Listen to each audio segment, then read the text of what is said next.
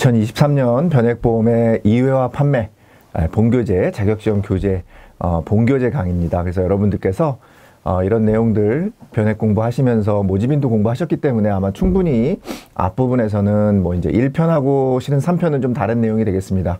2편하고 4편 같은 경우는 여러분들이 주로 모집인에서 했던 내용들이 있고요. 1편은 이제 우리가 일반적으로 얘기하는 금융시장, 그 다음에 주식시장, 채권시장 이런 내용이 되겠습니다. 그리고 일반적으로 뭐 1편, 2편에 세금 부분이 약간 나와 있는데 이러한 부분들은 우리가 모집인에서 이미 다 보셨던 내용들이기 때문에 여러분들이 꼭 시험에 나오는 부분들 중심으로 말씀드리겠습니다. 그리고 이제 전체적으로 내용이 많긴 하지만 여러분들이 조금은 좀 필요한 내용들 중심으로 강의를 하겠습니다. 전체적인 금융시장이나 아니면 주식시장이나 채권시장에 대한 원론적인 강의는 실제로는 여러분들이 나중에 합격하신 이후에 여러분들이 개별적으로 준비하시면 될 것 같고요. 그거는 뭐 이렇게 짧은 시간 안에 공부하는 것보다는 여러분들이 실제 경험을 하시면서 주식이나 채권을 하시면서 경험을 해보시는 게 저는 훨씬 더 여러분들한테 와닿을 수 있는 거고요. 그걸 하기 위한 가장 기본적인 내용들, 그리고 시험에서 가장 많이 나오는 내용들 중심으로 진행을 해보도록 하겠습니다. 첫째 시간은 금융과 금융시장 전반적인 내용에 대해서 보도록 하겠습니다. 이 부분에 대해서는 여러분들이 뭐 여러 가지가 있겠지만 기본적으로는 단기 금융시장에서의 거래되는 상품이라든지 아니면 기본적으로 우리가 뭐 자산 유동화 증권이라든지 이런 부분들 기본적으로 우리가 장단기 금융시장에서 다뤄지는 것들에 대해서 좀 보시면 되겠고요. 금리 정책 같은 게 되게 중요합니다. 그래서 한국은행의 금리 정책, 그 다음에 금리의 종류 뭐 이런 부분들이 시험에 자주 나오고요. 범위는 넓지만 실제로는 출제되는 그런 비중은 앞부분은 상대적으로 적습니다. 그래서 앞부분에서는 기본적으로 여러분들이 많이 나오는 부분들 중심으로 좀 말씀을 좀 드리겠습니다. 우리가 이제 금융시장이라고 하는 거 말 그대로 금융이라고 하는 게 뭐냐면은 자금, 그죠? 금융. 그 한자로 보면은 자금을 실은 자금을 융통한다 그런 의미예요. 융통이라고 하는 말은 좀 어려운 말이지만 우리 쉬운 말로 하면은 빌린다 이런 말입니다. 그러니까 돈을 빌리는 시장이다라는 거예요. 그래서 돈을 빌릴 때 우리가 이것을 어떤 금융기관을 끼고 빌리느냐 아니면 여러분들이 직접 거래를 통해서 빌리느냐 뭐 이런 것들에 의해서 우리가 되는 거고 이런 것들을 해주는 돈을 빌려주는 역할을 해주는 그런 회사 그죠? 그런 회사들을 우리가 뭐라고 하냐면 그냥 금융회사라고 한다. 이런 정도 우리가 컨셉을 가지시고 여러분들이 보시면 좋을 것 같아요. 그래서 여기 나와 있는 것처럼 우리가 기본적으로는 금융이라고 하는 것은 자금, 돈을 중개하는 역할을 하죠. 그래서 우리가 금융기관이 돈이 많기 때문에 돈이 없는 뭐 예를 들어서 기업이나 소상공인이나 아니면 대기업들도 마찬가지 아니겠습니까?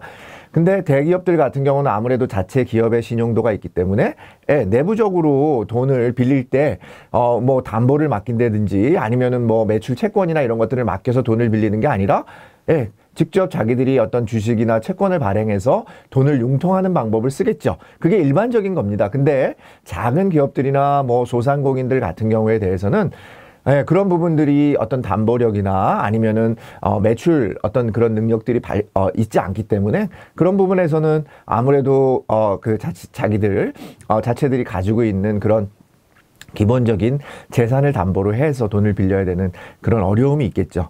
그래서 우리가 크게 보면 금융이라고 하는 부분은 조금 전에 말씀드린 것처럼 돈을 빌리는 그런 것을 말하는데 그래서 자금 중개하는 부분이 있고요. 그 다음에 아무래도 뭐 금융 자산을 우리가 거래할 때는 어떤 그냥 임의적으로 거래하는 게 아니지 않습니까? 여러분들이 돈을 맡길 때도 한 푼의 이자를 더 주는 그죠? 조금의 이자라도 더 주는 금융기관에 맡기듯이 또 돈을 빌릴 때도 마찬가지로 여러분들은 조금이라도 좀 싼 이자를 제공해주는 그런 금융기관들을 이용하지 않겠습니까? 그래서 우리가 자금을 거래할 때 가격, 그죠? 이자율, 뭐 이런 것들이 가장 대표적으로 사용되는 방법이라는 겁니다. 자, 요 부분에 대해서는 우리가 실제로는 시험에 좀 자주 나오는 부분은 네 번째가 되겠습니다. 거래 비용에 대해서 우리가 금융기관을 이용하게 되면 아무래도 여러분들이 직접 돈을 빌려줄 사람하고 돈을 찾는 사람, 돈을 필요로 하는 사람들을 찾을 수가 없잖아요. 물론 요즘에는 P2P라 그래서 people to people이나 뭐 이런 것들을 통해서 우리가 대출 같은 것들을 직접 사이트를 운영해서 돈이 필요한 사람하고 돈이 있는 사람을 서로 매칭해주는 그런 플랫폼도 만들어지고 있습니다. 그렇지만 여전히 그런 부분들은 위험성이 따르고 안정성의 어떤 그런 부분들이 어려운 부분이 있기 때문에 우리가 아무래도 이런 것들을 이용하기 위해서는 금융기관을 이용할 수밖에 없는 거겠죠. 자, 물론 여러분들이 아시는 것처럼 금융기관도 1금융기관부터 뭐 2금융기관 아니면은 일반 우리 사채 금융기관까지도 여러 가지 기관들이 있어요. 그래서 제도권으로 들어가면 들어갈수록 금리는 안정적이고 자금을 공급받는 데는 수월하죠. 그렇지만 그 1금융기관에서 우리한테 요구하는 사항들은 더 많죠. 그렇기 때문에 상대적으로는 좋은 금융기관일수록 금리가 낮고 조금 힘든 기관일수록 금리가 높은 그죠? 하이 리스크, 하이 리턴이 존재하는 시장이다라고 보시면 되겠습니다. 우리 기억할 때 금융거래 의사를 밝히고 상대방을 찾는다라는 의미가 탐색한다는 말이겠죠. 그래서 찾는 데 소요되는 비용을 뭐라고 한다? 탐색비용, 가로치기. 그 다음에 우리가 투자 가치 평가를 위해 필요한 정보를 얻는다, 정보 들어가니까 정보비용. 그래서 우리가 탐색비용과 정보비용이라고 하는 거 여러분들이 가로치기로 나올 수 있는 부분이 있으니까 그 부분만 여러분들이 여기서 좀 기억하시면 되겠습니다. 나머지 부분들은 실제적으로는 우리가 그냥 한 번 정도 읽어보시면 될 것 같고요. 실은 뭐 시간이 없으신 분들은 읽어보지 않으시고 우리가 교재에서 탐색비용, 정보비용이 뭐다. 그리고 금융기관을 이용하면 이러한 거래비용이 절감된다. 그죠? 실은 OX 문제로 어떤 문제가 나올 수 있겠습니까? 예, 우리가 금융기관을 이용하면 아무래도 뭐 시간도 더 걸리고 그래서 거래비용. 왜냐면 더 안전한 물건을 찾아주기 위해서 거래비용이 더 늘어난다. 이렇게 얘기하는 경우가 있습니다. 일면 맞아 보이기도 하지만 그 지문은 틀린 지문이 되겠습니다. 그래서 거래비용을 절감할 수 있다라고 하는 부분 꼭 기억하시면서 이 페이지에서 그런 내용 기억하시면 좋겠습니다. 시험에 이제 요 부분에서도 자주 나오는 부분이 이제 단기 금융시장, 장기 금융시장인데요. 요걸 나누는 기준이 있습니다. 우리가 1년을 기준으로 해서 1년 미만인 경우에는 단기 금융시장, 1년 이상인 경우에는 우리가 장기 금융시장. 그래서 부르는 용어도 있어요. 단기 금융시장을 우리가 자금시장이라고 부르고 장기 금융시장을 자본시장이라고 부릅니다. 우리가 캐피탈 마켓이라고 하죠. 그래서 일반적으로 주식이나 채권이 거래되는 시장을 자본시장이라고 합니다. 그래서 우리가 장기 금융시장입니다. 그래서 잘 생각해 보시면 기간이 짧으면 거래 규모가 어떻습니까? 여러분들 우리가 돈을 얘기할 때 돈 나 10년 뒤에 줄게 그러면 잘 빌려주는 사람이 없겠지만 나 돈 내일 줄게 아니면 나 돈 6개월 안에 줄게 이러면 어떻습니까? 예, 훨씬 더 안전이 보장이 되지 않습니까? 그래서 기간에 비례해서 반비례합니다. 기간에 반비례해서 안정성은 높아집니다. 그러니까 단기 금융시장 같은 경우에는 거래 규모가 크고 그 다음에 유동성, 그죠? 짧은 기간이니까 돈 주고받고 하는 게 높죠. 대신에 가격 변동폭은 오늘 빌려주면서 오늘 100만 원 빌려주면서 내일 나한테 200만 원 줘 이러면 여러분들 사기꾼이라고 그러잖아요. 그런 일들은 있을 수가 없잖아요. 그래서 가격의 변동폭은 작습니다. 오늘 100만 원 빌려주면 내일 뭐 100만 5천 원 줘. 그래도 여러분들 금리상으로 계산해 보면 하루 만에 금리가 0.05잖아요. 그죠? 그러니까 0.005가 되니까 엄청 큰 돈이죠. 그죠? 1%가 되면은 만 원인데 5천 원이니까 5%가 되는 거잖아요. 그러니까 얼마나 큰 금액이 되겠습니까? 그래서 가격 변동폭은 낮고 금리 수준도 당연히 여러분들 위험성이 적으니까 금리 수준도 낮습니다. 자, 여러분들 제가 한쪽만 지금 강조를 해서 말씀드렸어요. 왜? 둘 쪽을 다 여러분들 외우실 필요가 없겠죠. 한쪽만 외우시면 여러분들이 문제를 푸시는 데는 어려움이 없는 거죠. 장기 금융시장에서 거래되는 게 아닌 거 또는 단기 시장에서 거래되는 게 아닌 거 이런 것만 고르시면 되니까 여러분들이 단기 금융시장은 자금시장이다. 제가 지금 설명한 거. 그 다음에 대표적인 상품으로 콜, CP, 기업어음, 양도성 예금증서, 환매, 조건부 채권, 기업어음, 그 다음에 통화안정증권. 요 기업어음이라고 하는 것은 이제 표지어음 같은 거 얘기를 하는 겁니다. 은행에서 보장을 해주는 기업어음에 해당하는 내용이 되겠습니다. 자, 그래서 여기서 시험에 자주 나오는 부분은 뭐 통화안정증권 같은 경우 얘기가 나오고 있고요. 기간이 짧으니까 안정성이 그래도 보장이 돼 있잖아요. 그렇기 때문에 예금자 보호에는 주로 대상이 되지 않습니다. 그래서 예를 들어서 뭐 CP라든지 아니면 CD라든지 RP, 통화안정증권 모두 예금자 보호 대상이 되지는 않는다. 이런 정도 같이 기억하시면 되겠습니다. 우리가 뭐 시험에 나오는 지문 하나 살펴보면 이렇습니다. 단기 금융상품은 유동성이 높다 그랬습니다. 짧은 기간이니까 거래가 많은데 금리 변동 시 장기 금융상품보다 가격 변동, 기간이 짧으니까 가격 변동폭도 작죠. 적습니다. 그렇기 때문에 여러분들 이렇게 기억하시면 돼요. 짧으니까 안전하고 가격 변동폭도 적다. 이런 거 꼭 기억하시면 되겠고요. 여기에서 거래되는 대표적인 상품 중에는 통화안정증권, 콜, CP, CD, RP, 그 다음에 표지엄 이런 것들이 있다라는 거 정도 기억하시면 되겠습니다. 조금 전에 말씀드린 것처럼 한쪽만 여러분들한테 많이 강조를 합니다. 그 이유는 그 시장에 대한 것만 아시면 그 반대에 대한 해당하는 시장이 뭐라고요? 장기금융시장, 자본시장이라고 얘기했습니다. 자, 콜 시장이라고 하는 것은 여기 나와 있는 것처럼 금융기관 간의 초단기 자금을 거래하는 시장입니다. 하루 또는 이길물 정도가 거래가 되고 있고요. 담보는 하루니까 담보가 거의 제공되지 않는 무담보로 거래가 된다. 그죠? 짧으니까. 그리고 대개는 90일 이내다. 3개월 이내로 우리가 콜금리가, 실은 콜금리는요 거의 1일 또는 1일 이길물 이런 해서 뭐 1일물, 2일물 이런 정도로 거래된다. 이렇게 보시면 되겠고요. 금융기관 간 직접 거래가 대부분을 차지한다. 우리가 직접 거래가 아니라 아까 말씀드린 것처럼 여기 나와 있는 것처럼 우리가 금융기관 간의 초단기 자금 시장으로 거래가 된다. 이렇게 보시면 되겠습니다. 자, 환매 조건부 채권시장 같은 경우에는 우리가 RP라고 하는데요. 이 RP라고 하는 것은 우리가 기본적으로는 일정 기간이 지난 다음에 다시 그 RP, 채권을 발행한 사람이 다시 사주는 조건이에요.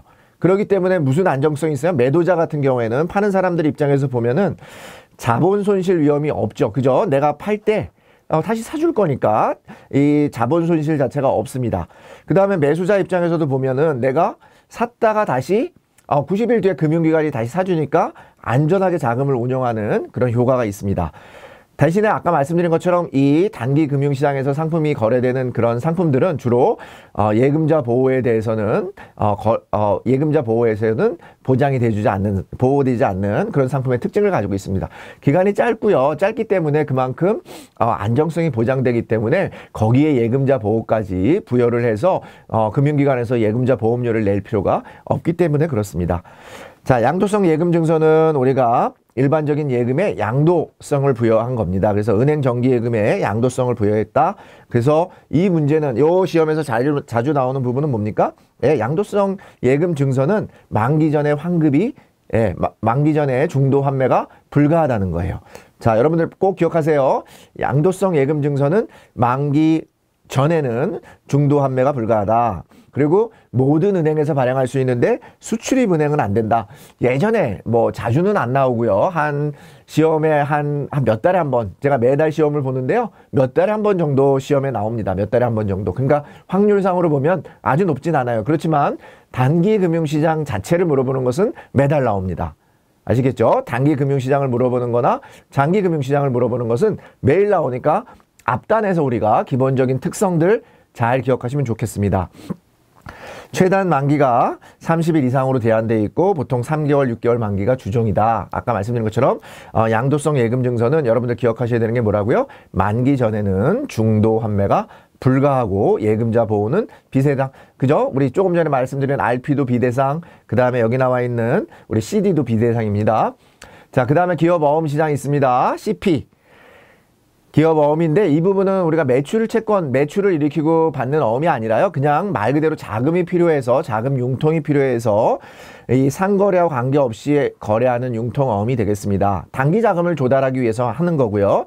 일반적으로 채권 같은 경우에 우리가 이제 어음 같은 경우에는 매출 채권 같은 경우는 담보로 해서 돈을 빌리지만 기업어음 CP 같은 경우는 무담보 거래가 원칙입니다.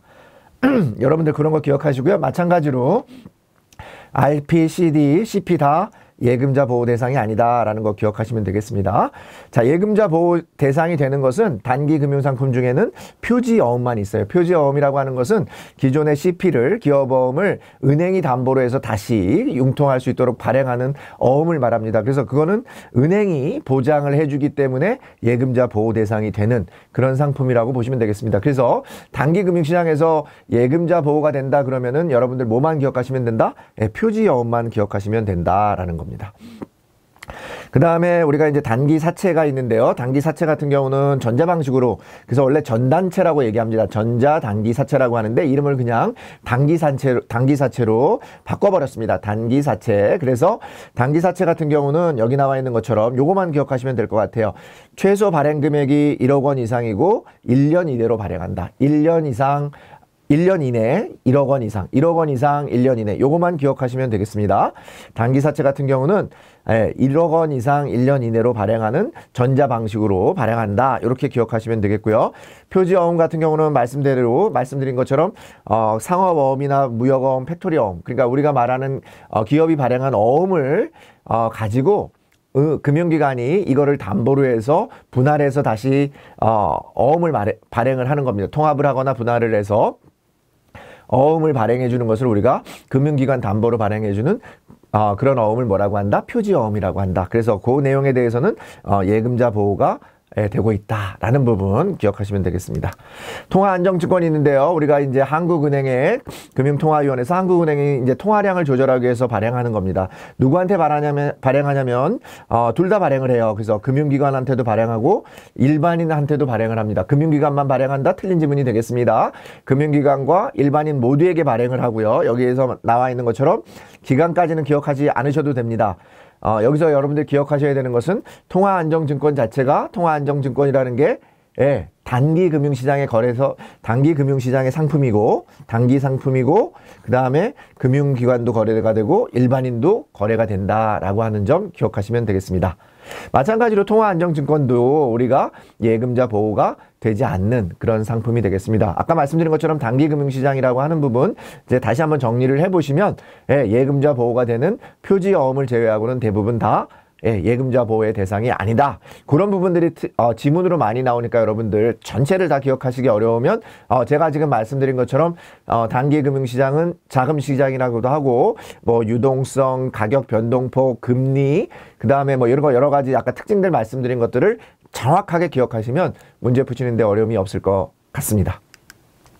자, 외환시장이 있습니다. 우리가 이제 단기 금융시장 말고 이제 우리가 보통 우리가 운영하는 외국의 통화, 이종 통화가 거래되는 시장을 우리가 외환시장이라고 합니다. 그래서 통화가 거래되는 거기 때문에 다른 통화가 거래되는 거니까 환율이 매개가 된다. 그죠? 환율.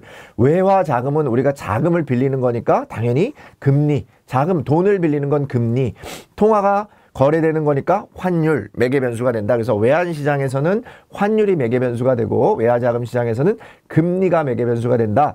최근에 시험에 새롭게 등장을 했습니다. 그래서 여러분들 아마 올해 시험에도 자주 출제가 되는 부분 중에 하나가 될 것 같습니다. 그래서 여러분들 외환이니까 환이니까 환율, 외화자금이니까 자금은 금리니까 이자, 금리.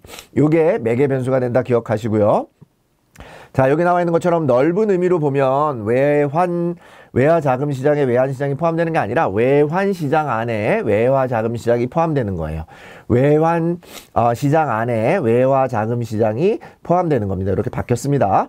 자, 외화자금 시장이라고 하는 것은 조금 전에 말씀드린 것처럼 우리 금리를 매개로 해서 외화자금 현재 환율에 따라서 다른 통화를 교환하고 이자 교환 없이 외화자금이 거래되는 거. 우리가 그래서 바꾼다. 그죠? 그걸 우리가 수압이라고 하죠. 그죠? 그래서 돈을 환율에 따라서 바꾸는 것을 외환수압. 그죠? 꼭 기억하시고요. 시험에는 요 통환수압이 몇 번 나왔습니다. 그래서 통환수압이라고 하는 것을 통화수압이라고 하는 것을 여러분들 기억하시면 좋을 것 같아요. 현재 환율에 따라 다른 통화를 교환한다. 이렇게 통화를 교환한다. 통화를 수합한다. 그 의미가 되기 때문에 우리가 통화수압이라고 한다. 그죠? 통화수압. 그 다음에 외환수압. 그죠? 우리가 환율, 여기 나온 것처럼 환율에 따라 다른 통화를 교환한다. 환율에 따라 교환한다. 그 다음에 현재 환율에 따른 다른 통화를 교환하고 계약기간 동안 이자 교환을 한다. 통화수압. 여러분들 구분이 돼야 되니까 같이 한번 기억해 보시면 좋겠고요. 통화수압이라고 하는 것은 일정 기간 후에 최초 계약시점 선물환율을 원금을 재교환하는 거, 이자 없이 교환하는 것은 외환수압이라고 했습니다. 통환수압이 아니라 외환수압. 우리 수압에 대한 거 시험에 나올 수 있으니까 수압 거래라고 하는 것은 교환한다라고 하는 의미가 되겠습니다.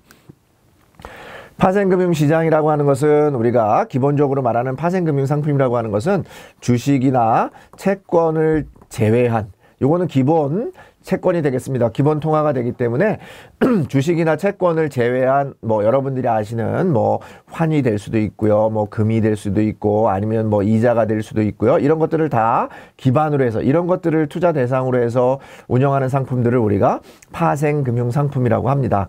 그래서 여기 나와 있는 것처럼 기본적으로는 주식 채권의 위험을 해지하기 위해서 우리가 파생금융 상품이라고 하는 것을 활용하고 있습니다. 그죠? 그래서 여러분들 파생금융 상품이라고 하는 것은 상대적으로는 좀 어렵습니다. 그래서 여러분들이 파생금융 상품을 일반적으로 거래할 수 있죠. 무슨 선물 회사에서 거래할 수 있습니다. 그죠? 무슨 선물, 뭐 삼성 선물이나 아니면 KB 선물 뭐 이런 회사들이 있는데 그런 선물 회사에서 여러분들이 거래할 수 있어요. 주식이나 채권은 증권회사에서 거래할 수 있는데 주식이나 채권의 안정성을 도모하기 위해서 해지하기 위해서 우리가 뭐 여기 나와 있는 외환이나 아니면 금, 실물이나 아니면은 이자 이런 거에 어떤 그런 것들을 활용해서 금융상품을 만드는 시장을 상품을 운영하는 것을 파생금융상품이라고 한다. 그렇게 말씀을 드렸습니다. 자, 그래서 우리 파생금융 상품에서는 기본적으로는 선도, 선물, 옵션, 스왑, 이런 것들이 있는데 기본적으로는요, 개념만 그냥 살짝 알아두시면 됩니다. 아까 스왑이라고 하는 것은 막 바꾸어 교환한다. 그래서 교환자가 들어가면 스왑 거래라고 얘기했고요. 옵션이라고 하는 것은 내가 예를 들어서 기본적으로 주식이나 채권 같은 거에 기초 자산을 일정한 시점에 팔 수 있는 권리를 갖는 겁니다. 옵션이라고 하는 게 선택이죠. 그래서 나한테 권리를 갖는 것을 우리가 옵션이라고 한다. 그리고요. 선도 선물이라고 하는 것은 우리가 여러분들 쉽게 그냥 밭대기 옛날에 기억나시죠? 내가 예를 들어서 뭐 배추 같은 거 있잖아요. 고냉지 배추 같은 거를 내가 내년 10월 달에 내가 다 인수할게 얼마의 가격으로 그러니까 미리 사재기를 하는 것을 우리가 미리 밭대기를 하는 것을 선도 선물이라고 한다. 이런 정도만 기억하시면 되겠습니다. 자세하게 하는 내용들은 여러분들이 뭐 그런 정도까지 시험에 나오는 부분이 아니니까 그냥 가볍게 선도 선물이나 옵션 스왑이 거래되는 시장을 뭐라고 한다? 예, 파생금융 상품 시장이라고 한다. 이런 것들을 물어보는 시험도 있었으니까 그런 정도로 좀 가볍게 개념 중심으로 이해하시면 좋을 것 같습니다. 죄송합니다. 자, 이제 더 중요한 부분들 앞에 이제 기본적인 금융시장에 대한 얘기 살펴봤고요. 금리에 대한 얘기 한번 보도록 하겠습니다. 금리라고 하는 부분이 있는데 금리라고 하는 것은 여러분들이 돈을 빌린 금액에 대해서 대가로 지급하는 거죠. 그죠? 대가로 지급하는 금액의 비율 얘기합니다. 우리 영어로는 인터레스트라고 하죠. 이자. 금리의 인터레스트 레이트입니다. 그래서 현재 소비와 미래 소비의 가치를 동일하게 해주는 거죠. 왜냐하면 여러분들이 지금 내가 은행에서 돈을 빌려요. 그러면 여러분들은 나중에 은행에다가 갚을 때는 어떻습니까? 지금 내가 현재 돈을 빌리면 나중에 여러분들이 갚을 때는 나중에 갚는 어떤 지금 빌렸던 현금에 원금에 뭐를 줘야 되는 거예요? 이자를 줘야 되는 거죠. 그죠? 그래야 여러분들 지금 현재와 미래의 가격이 일치하는 부분이 되겠습니다. 그래서 현재 소비와 미래 소비의 가치를 동일하게 그죠? 동일하게 해주는 부분, 이 부분을 우리가 금리라고 한다라는 부분입니다.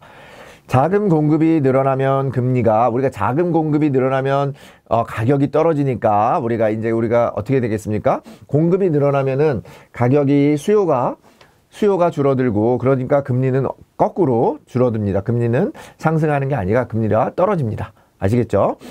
자금 수요 증가 시 우리가 수요가 증가하면 그러니까 우리가 돈의 필요가 높아지면 금리는 높아지고요. 우리가 공급이 증가하게 되면은 금리는 하락하게 돼 있습니다. 그래서 수익이나 이자 같은 경우에 우리가 자금 수요가 증가되고 그러면 금리 상승이 되고 당연히 가계저축은 늘어나겠죠. 여러분들 지금 금리가 막 높아지니까 요즘 자금 시장에서의 돈의 이동이 어떻습니까? 머니 무브가 일어난다고 하잖아요. 머니 무브. 그죠? 돈이 어디로 이동합니까? 다 은행이나 저축은행의 예금 상품으로 많이 이전을 하잖아요. 그 이유는 뭡니까? 금리를 높여주니까 주식이나 채권에 투자하는 것보다 훨씬 안정적으로 이자를 받을 수 있으니까 그렇습니다. 예를 들어서 자금 수요가 줄어들면 당연히 돈이 필요가 없으니까 금리가 떨어집니다. 그러면 금리가 떨어지면 어떻게 되겠습니까? 아무래도 금리가 떨어지니까 투자 상품이나 아니면 기업에 투자하는 비용이 늘어나겠죠. 자, 그래서 조금 전에 말씀드린 것처럼 시장의 수요가 확대가 되면 경기가 좋아지고 그러다 보면은 투자 수익이 늘어나니까 금리는 높아진다. 그죠? 당연한 부분이고 시장이 위축이 되면 경기가 떨어지고 그 다음에 우리가 투자 수익이 하락되고 금리 하락이 된다. 이런 부분들 우리 같이 말씀을 드렸습니다. 금리 변동은 자금의 수요 공급의 규모를 결정하며 필요한 부분에 적절히 배분하고 어떤 자금 배분을 해주는 역할을 하는 거죠. 그죠? 그래서 금리가 높아지면 기업도 아무래도 금리가 높아지니까 기업도 투자를 줄일 수밖에 없는 거겠죠. 그렇게 된다라고 보시면 되겠습니다. 그래서 금리 인상은 기업의 투자를 증대시키지 못하겠죠. 금리가 높아지니까 기업들도 우리가 예금에 투자하는 게 아니라 기업들 같은 경우에도 돈을 빌려서 사업을 하는 경우가 많은데 투자할 수 있는 여력이 줄어들기 때문에 힘들다 이렇게 보시면 되겠습니다. 시험에 자주 나오는 중에 이제 우리가 금리 정책 중에 뭐 요즘에 기준금리에 대한 얘기 많이 나오니까 기준금리는 어디서 결정합니까? 한국은행에서 결정합니다. 한국은행의 금융통화위원회에서 결정하고요. 매월 결정하는 것은 아니고요. 매년 연 8회 결정합니다. 연 8회. 그래서 중요한 부분이고 그 다음에 금리를 결정할 때는 어떤 하나의 요소만 가지고 고려하는 게 아니라 물가 동향이라든지 경제 동향, 금융시장에 대해서 종합적으로 고려해서 결정을 하고 경기가 이렇게 높아지면 어떻게 되겠습니까? 인플레이션이 발생을 하게 되면 금리를 인상해서 물가를 잡는 효과를 가지고 또 경기가 다운되면은 금리를 높이는 그런 정책을 하고 있습니다. 그래서 물가 안정 목표제를 수행하고 있고요. 그 다음에 우리가 기준금리를 높이면은 콜금리, 금융기관 간에 거래하는 짧은 초단기 금리에는 바로 영향을 주고 실물 경제에는 6에서 12개월의 시차를 두고 서서히 실물 경제에도 영향을 준다라는 부분입니다. 여기 나와 있는 것처럼 기준금리 결정은 우리 즉시 실물 경제에 영향을 주는 게 아니라 즉시 콜금리에 영향을 주고 실물 경제에는 서서히 영향을 준다. 이렇게 보시면 되겠습니다. 여기서 기억해야 되는 것은 한국은행에서 결정한다라는 거고요. 그 다음에 연 8회 결정한다는 거고 그 다음에 물가 동향이나 경제 동향 이런 것들을 종합해서 고려해서 결정을 하고 있다라고 하는 거 기억하시면 되겠습니다. 금리의 종류에 대해서 우리가 기본적으로는 물가를 반영한 금리를 명목금리, 실질금리, 그 다음에 우리가 금융상품을 비교하거나 국가 간의 금리를 비교할 때 서로 비교할 때 우리가 기준이 되는 표면금리나 실효금리라고 하는 게 있습니다. 그래서 명목금리, 실효금리, 실질금리가 있는데요. 우리가 명목금리, 그러니까 실질금리라고 하는 것은 명목금리에서 기대 인플레이션, 물가상승률을 뺀 겁니다. 자, 요 공식만 하나 잘 기억하시면 되겠습니다. 실질금리는 명목금리에서 기대 인플레이션을 뺀 겁니다. 우리가 실질금리는 명목금리에서 인플레이션을 뺀 거다. 우리가 이렇게 기억하시면 되겠습니다. 표면금리는 조금 전에 우리가 뭐라고 얘기했습니까? 네, 표면금리나 실효금리 같은 경우는 우리가 금리 수준을 비교한다든지 아니면 금융상품들을 비교하는 내용이 되겠습니다. 그래서 금리 수준을 비교한다라고 하는 거, 비교자가 들어가는 경우에 우리가 실효금리를 사용한다. 그렇게 같이 기억하시면 되겠습니다. 두 예금의 표면금리가 동일하면 실효금리도 동일하다? 아니죠. 표면금리가 같다라고 하더라도 실제 거래되는 금리에는 여기에 이자 개선 방법이라든지 이런 것들이 가미가 돼 있어서 실제적으로는 실효금리는 다를 수 있다라고 하는 거 같이 기억하시면 되겠습니다. 이자 계산법에 대해서는 여러분들 이 복잡한 거 기억하지 못하셔도 됩니다. 다만 여기서 기억해야 되는 부분은 우리가 짧을수록 그 다음에 복리일수록 금리가 높다라고 하는 거예요. 그래서 기본적으로는 매월이 제일 짧죠. 그 다음에 6개월 연, 그 다음에 복리가 더 이자가 높고요. 복리는 이자에 이자를 더하는 거니까 그렇습니다. 근데 달리 같은 경우는 기간에 정해진 금리를 주는 거니까 이자율이 작습니다. 그래서 만기 수령액의 크기는 단리 이자가 제일 작고 그 다음에 월 복리가 가장 크다. 여기 지금 금액상으로 보면 조금의 차이지만 이렇게 차이가 난다는 거 보실 수 있습니다. 공식은 보시지 않으셔도 돼요. 여러분들 요거만 기억하시면 됩니다. 뭐가 제일 많다고요? 복리가 일단 많은데 기간이 짧은 거 월, 6개월, 연 복리 순으로 만기 수령액이 크다라고 하는 거 기억하시면 되겠습니다. 금융기관의 역할, 우리 금융기관이라고 하는 것은 우리 여러분들 이런 문제가 시험에 나오면 읽어보시면 엉뚱한 답이 나와 있어요. 그래서 우리가 유동성 제고한다, 그 다음에 거래비용을 절감해준다, 지급 결제 등의 금융 서비스를 제공해서 여러분들에게 편리를 주는 거죠. 금융기관이라는 게.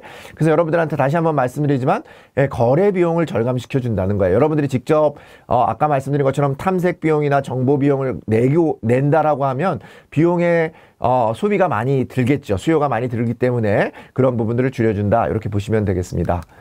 금융기관의 종류에 대해서는요, 시험에 자주 많이 나오지 않습니다. 그리고 여러분들이 대부분 여러분들 지금 보험 금융 상품을 판매하는 금융인이지 않습니까? 그래서 대부분 다 알고 있는 내용들이니까 여러분들 그냥 기본적으로 넘어가 보겠습니다. 은행이 있고 보험회사가 있고요. 그죠? 그 다음에 자본시장법상에서 금융투자업자의 고유 업무가 있습니다. 요게 조금 이제 여러분들 생소한 부분이니까 기본적으로 금융투자업자의 6가지 업무, 6개, 요거 정도만 기억하시면 되겠습니다. 그래서 여기 나와 있는 것처럼 기본적으로 자기의 계산으로 하는 것은 매매, 타인의 계산으로 하는 것은 중개, 요게 시험에 가장 많이 나옵니다.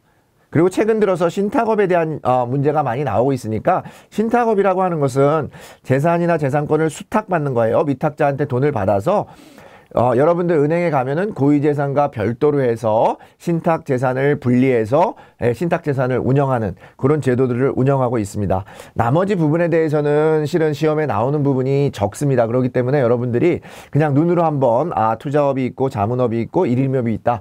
자, 요 정도 6가지고 6가지에 해당하지 않는 거 이렇게 해서 물어보는 경우가 있으니까 투자 매매업, 투자 중개업, 집합투자업, 투자 자문업, 투자 일임업, 신탁업 이렇게 6가지가 있다라고 하는 정도는 눈에 익혀두시면 좋을 것 같아요. 그 중에서도 자기의 계산으로 하는 것은 투자 매매, 타인의 계산으로 하는 것은 투자 중개, 그 다음에 재산이나 재산권을 수탁받아서 별도, 고유재산과 별도로 하는 것을 신탁업이라고 한다. 그래서 이런 내용들을 각각 고르는 시험 문제가 나오니까 여러분들이 그렇게 골라주시면 될 것 같습니다.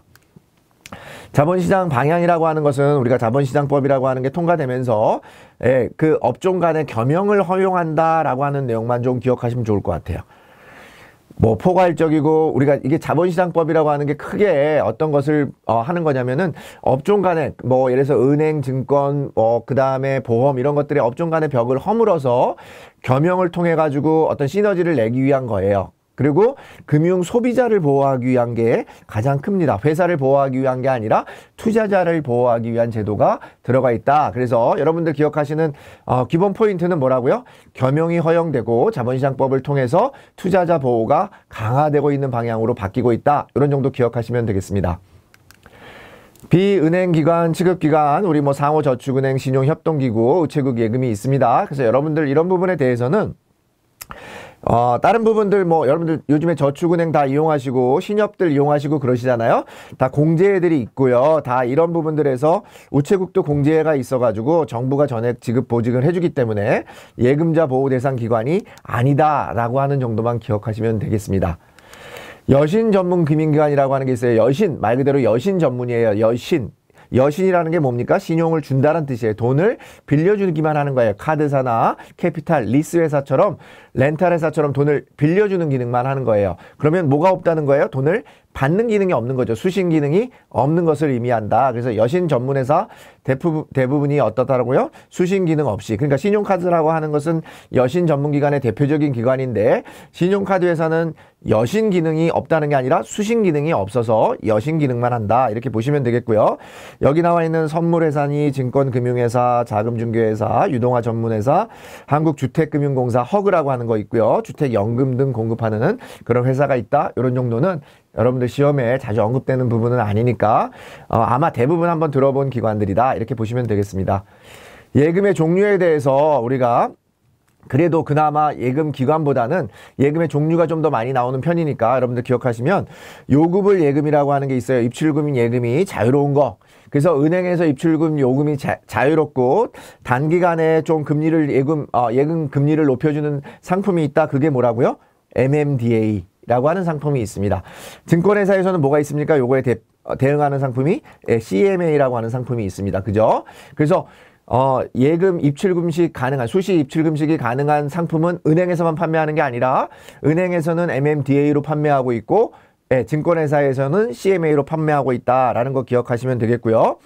우리가 또 시장성 상품이라고 하는 것은 말 그대로 우리가 시장에서 거래되는 상품입니다. 그래서 시장에서 거래되는 가격에 의해서 유통하는 가게에서 유통 수익률로 우리가 거래가 되는데, 만약에 여러분들이 시장성 상품을 샀는데 예를 들어서 CD나 RP나 뭐 이런 기업보험 같은 거를 샀는데, 그런 부분들을 만약에 만기 전에 여러분들이 거래를 하겠다라고 하면, 원래 만기 전에 중도 판매가 안 되지만 만기 전에 거래하겠다 그러면 금융기관에서는 그것을 거래해 주지 않습니다. 시장성 상품 같은 경우에는 금융기관 창구에서 거래를 해주지 않습니다. 만기 전에는. 만기가 돼야 금융기관을 이용할 수 있다라고 하는 부분도 같이 기억하시면 좋겠습니다. 금전 신탁이라고 하는 게 있고요. 아까 신탁 상품은 맡긴다, 고유계정과 별도로 해서 운영하는 상품이라고 했고요. 우리가 신탁자가 나는 요 상품, 요 자산에다가 투자해달라고 하는 것은 특정할 때 특정이고, 우리가 특정하지 않은 경우에는 불특정 금전 신탁이라고 한다라는 부분이고요. 그 다음에 기본적으로 우리가 아까 말씀드린 것처럼 증권사에서 단기간에 수시 입출금이 가능한 상품이 CMA이고, 단기간에 운영할 수 있는 상품 중에 하나가 머니 마켓 펀드라고 하는 MMF라고 하는 거 있다. 여러분들 아마 들어보셨을 테니까요. 그런 정도 기억하시고, 아까 말씀드린 것처럼 입출금이 자유로운 유동성 상품은 은행에서만 판매하는 게 아니다라고 하는 부분 다시 한번 기억하시면 좋겠습니다. 펀드라고 하는 거 있죠. 여러분들 펀드 많이 가입하셨잖아요. 그죠? 운용사에서 만든 펀드 상품이 있는데 집합투자기구라고 합니다. 그러니까 집합투자기구라고 하는데, 이런 집합투자기구에서 펀드 중에는 기본적으로는 우리가 증권회사, 은행, 보험회사 다 판매할 수 있고, 자산운용사에서도 판매할 수 있습니다. 생명보험회사에서도 판매할 수 있고요. 다 판매할 수 있다라고 하는 특징을 가지고 있고, 그 다음에 우리가 지수를 쫓아가게 만든 펀드가 인덱스 펀드라고 하는 게 있습니다. 그래서 인덱스 펀드는 괄호치기나 이런 형태로도 시험에 자주 나오니까 여러분들 많이 들어보신 거니까 인덱스 펀드가 있고, 요즘에 우리가 주식 거래 많이 늘어나고 있는데요. 주식 거래 많이 하는 그런 대표적인 상품 중에 하나가 뭐 있습니까? 상장 지수 펀드라고 하는 ETF라고 하는 거 많이 거래하고 있습니다. 그죠? 그래서 ETF에 대해서 여러분들 내용들 알고 있을 테니까, 거래소에 상장돼서 자유롭게 거래되는 인덱스 펀드가 뭐라고요? ETF, 상장 지수 펀드라고 하는 게 있다라고 보시면 되겠습니다.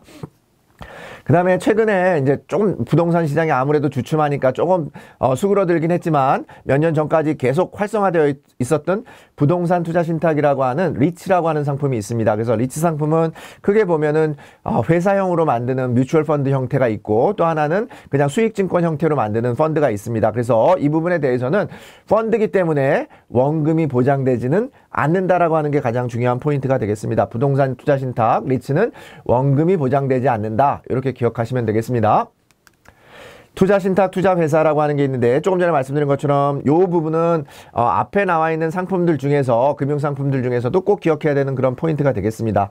그래서 기본적으로 우리가 투자신탁이라고 하는 거 여러분들이 아시는 펀드입니다. 수익증권이고, 그 다음에 투자회사라고 하는 것은 뮤추얼 펀드인 회사입니다. 회사. 그러니까 회사의 성질을 갖는다는 거예요. 투자회사는. 그래서 요것도 마찬가지로 우리가 장기금융시장, 단기금융시장처럼 공부하듯이 여러분들이 한쪽 부분을 주요롭게 기억하시면 되겠습니다. 그래서 우리가 펀드라는 거 한번 생각해 보시면, 불특정 투자자가 가입을 하는 거죠. 그래서 신탁계약에 의한 신탁계약이고, 그 다음에 우리가 발행증권을 뭐라고 얘기합니까? 수익증권이라고 하죠. 펀드를 수익증권이라고 하고, 당연히 수익자가 누굽니까? 그 계약자의 투자자의 지위는 수익자가 되겠습니다.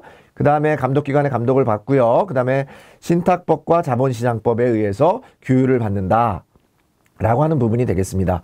그래서 투자회사 같은 경우는 아무래도 회사이기 때문에 임원 보수나 감사 등의 비용이 추가 발생되는 단점이 있다라는 정도 기억하시면 되겠습니다. 자, 그러면은 시험 문제에서 예를 들어서 투자신탁은 발행증권이 주식이다 그러면 아니겠죠. 투자신탁은 수익증권. 그 다음에 투자자의 지위는 예를 들어 투자신탁 같은 경우는 주주이다 이러면 틀린 거죠. 주주는 투자회사의 성격을 갖는 거니까 틀립니다. 그리고 회사니까 상법에 적용을 받는 거 대신에 우리 투자신탁증권은 신탁법과, 우리가 투자신탁은 신탁법과 자본시장법에 적용을 받는다. 이렇게 여러분들 기억하시면 되겠습니다. 자, 한쪽만 잘 기억하시면서 여러분들 보시면 되겠고요. 이 부분은 시험에 반드시 나오는 거니까 여러분들 반드시 기억하시면 좋겠습니다. 상품 중에는 대출 상품이 있고, 그 다음에 우리가 기본적으로는 대출 상품이라고 하는 것은 여러분들 아시는 거예요. 기업 대출이 있고 가계 대출이 있고, 그 다음에 최근 들어서는 옛날에는 우리가 일정한 기간 동안은 고정금리를 했다가 뭐 5년 후에는 변동금리를 가져가는 것을 혼합금리라고 했고요. 최근에는 변동금리가 높아집니까? 많아집니까? 아니면 고정금리가 많아집니까? 옛날에는 고정금리가 싸서 많았는데 지금은 우리가 어떤 금리 변동에 따라서 금리를 이자를 내는 변동금리의 추세가 늘어나고 있습니다. 옛날에는 고정금리였는데 지금은 변동금리가 더 늘어나고 있다라고 하는 추세, 이런 정도 기억하시고요. 우리 추세가 늘어나고 있다는 거 기억하시면 좋겠습니다. 그 다음에 이런 금리를 결정할 때 우리가 자금 조달 비용 지수라고 하는 코픽스를 사용한다라고 하는 정도 기억하시면 되겠습니다. 주택담보대출의 기준금리로 코픽스 금리를 사용하고 있다. 자금 조달 비용 지수를 사용한다. 이 부분을 우리가 가로치기로 나오는 문제가 많이 있다는 거 기억하시면 좋을 것 같아요. 자, 우리가 지금 1편에서는 금융시장에 대한 전반적인 얘기를 했고, 그 다음에 한국은행의 금리 정책 중요하다라고 말씀드렸습니다. 연 8회 한다는 거 기억하시면 좋겠고요. 금리에 대해서 살펴봤고, 금융상품에 대해서 여러 가지 상품들을, 그 다음에 금융기관에 대해서도 알아봤습니다. 금융기관에 대해서는 우리가 신용카드 회사 같은 경우는 여신 전문회사로 수신 기능이 없다라는 비용 아셨고요. 최근에는 고정금리에서 대출금리로의 그런 수요가 늘어나고 있다. 대출금리가 늘어나고 있고, 우리나라 주택금리, 주택담보금리를 결정할 때 산정하는 지수가 자금 조달 비용 지수라고 하는 코픽스를 사용한다라고 하는 부분 기억하시면서, 자, 1편의 금융과 금융시장에 대한 강의를 마치도록 하겠습니다.